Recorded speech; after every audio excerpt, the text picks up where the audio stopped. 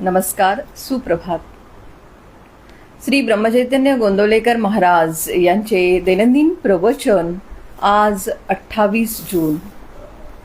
परमार्थ हे कृतीचे शास्त्र आहे. एकदा जनक राजाच्या घरी एक विद्वान आला आणि आपण आल्याची वर्दी त्याने राजाला पाठवली. आता राजा आपली पूजा करील असे त्याच्या मनात आले. हा त्याचा भाव समजून जनक राजाने निरोप पाठवला की आपण एकटेच यावे.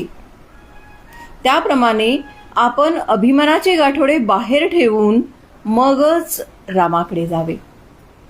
तसेच सद्गुरूच्या घरी सुद्धा आपले भांडवल जे आहे ते बाजूला ठेवूनच जावे.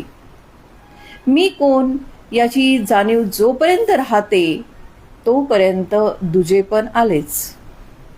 अभिमान वाढविण्याकरिता देवाकडे नाही जाऊ.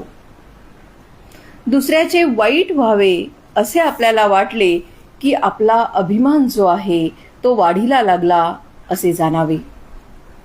पोराबाळांवर जितके प्रेम करता तितके प्रेम भगवंतावर करावे.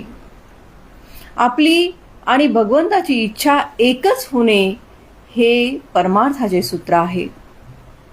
भगवंताची जी इच्छा तीच आपली करावी आणि सदैव आनंदात राहावे. अगदी निस्वार्थ बुद्धीने केलेले कर्तव्य कधीच वाया जात नाही. एखाद्या सावकाराकडे कोणाचे दागिने गहाण असले तर त्याने आपल्या घरच्या लग्नामध्ये ते वापरणे हा अन्यायच आहे. त्याप्रमाणे आपली मुले बाळे ही देवाने आपल्याजवळ दिली आहेत. त्यांचे रक्षण करावे ते कर्तव्य होईल, पण त्याच्या ठिकाणी आपलेपणा ठेवून सुखदुःख भोगणे हे मात्र पापच आहे.